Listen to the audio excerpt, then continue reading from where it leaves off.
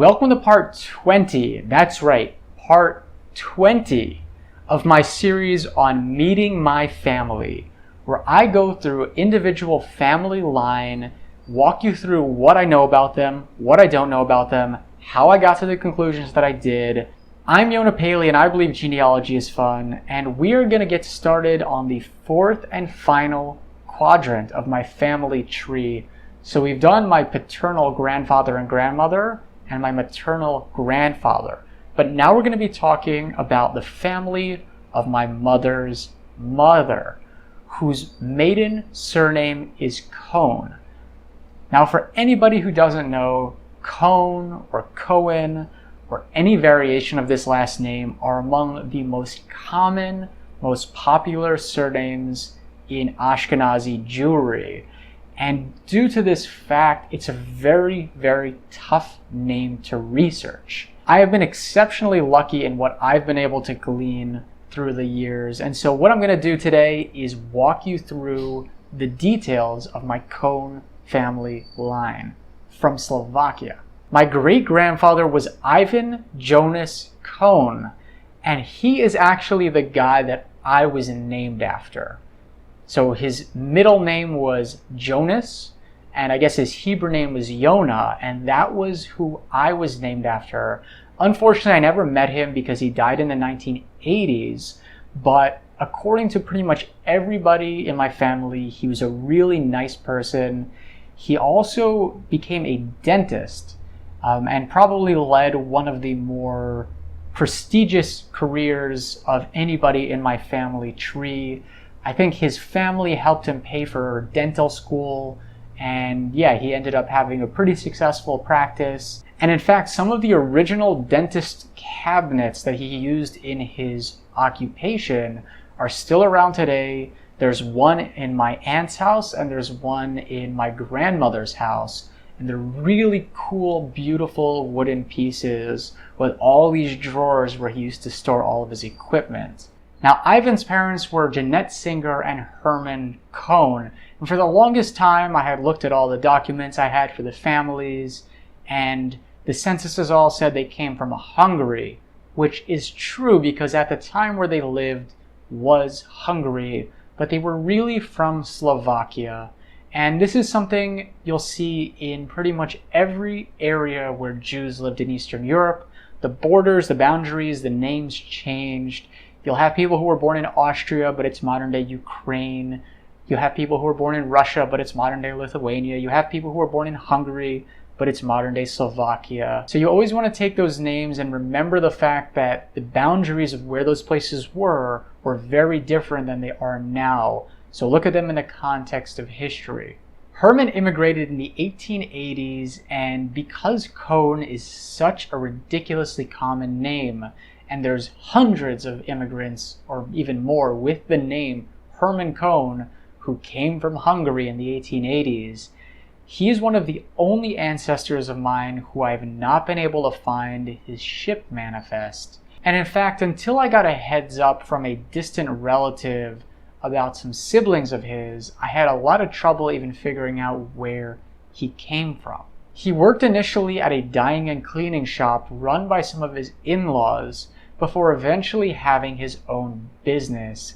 And when he was working at this shop, there was one really tragic story, something that happened to his daughter, Zelma, which I have talked about on this channel before, but it's really, really sad. So my great-grandfather's sister died as an infant because she was playing and fell into a boiling vat of water and was scalded to death. And this was reported in newspapers and also on the death certificate. Extremely tragic, and I think nobody in my family really knew what happened to her. They just knew that there was an aunt that had died young.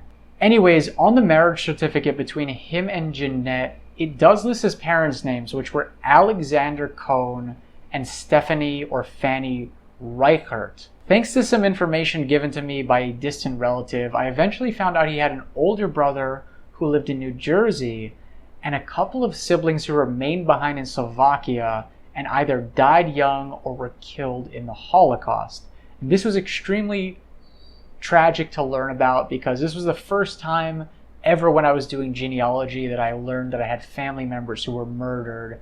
In fact, my grandmother and my grandaunt met some of their children who survived and had the numbers tattooed on their arms, and they have vivid memories of meeting these people.